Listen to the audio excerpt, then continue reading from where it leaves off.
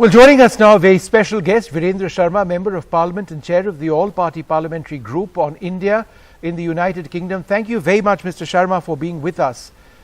There are so many Indian students who actually come to the United Kingdom every year. These students are all fully vaccinated, right? They've done RT-PCR tests before coming and RT-PCR tests after coming. Why is it that they are being put into quarantine when nationals from the European Union or America are not?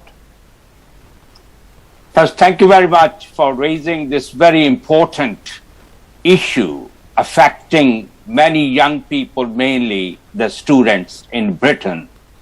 I have raised that point various times. I have written to the government. I agree when this whole practice used for exploitation, money-making exercise, not taking care of those basic facilities of those individuals. It's horrible. I think that most inhuman and racism in the light of vaccine or COVID. It is exploitation, and they are making money out of it without giving the service they need.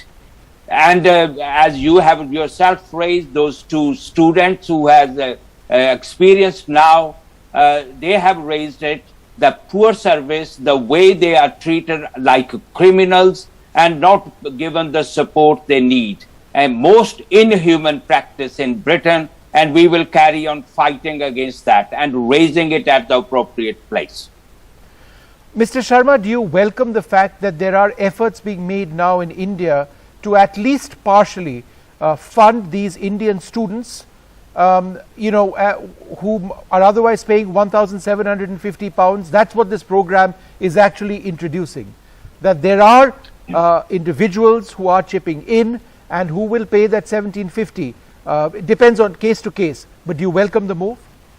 I welcome and thank all those people who has taken that visionary approach to support those young people who may not be able to afford that situation. And I still believe that Indian government and all those institutions who are fighting against racism in Britain need to come together to raise this voice as a racist, discriminatory practice, exploitation by the not only the individuals, it's the institution. The British government is exploiting this situation, forcing those people to pay that such big amount. And I welcome those individuals and the organizations who are taking this initiative. And I will certainly encourage others to contribute into this.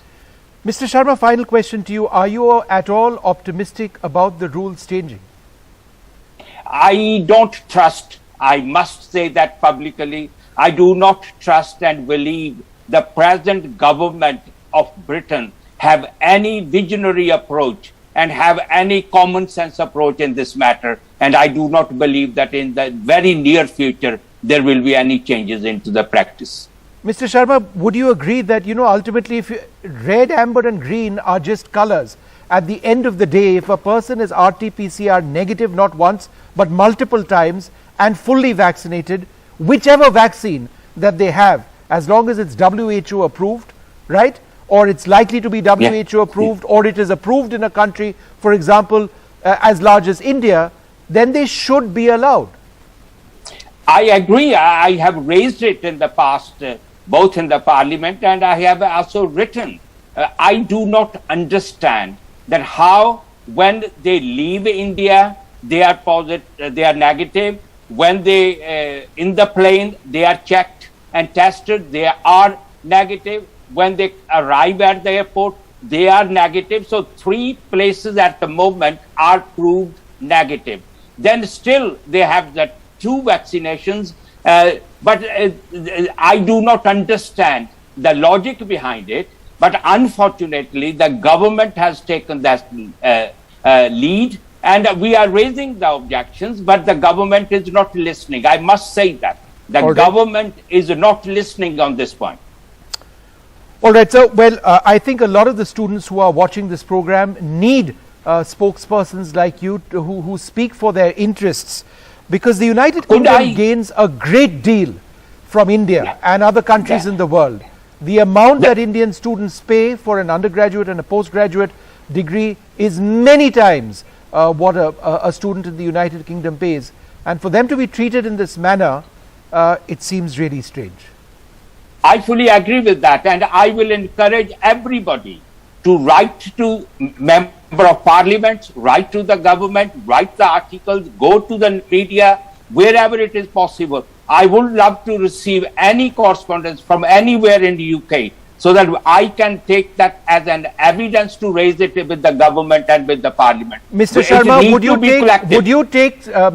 emails from students in India who are watching this program and say that they've got visas or they've got admission in the United Kingdom and they face this predicament? Will you take their messages to the government?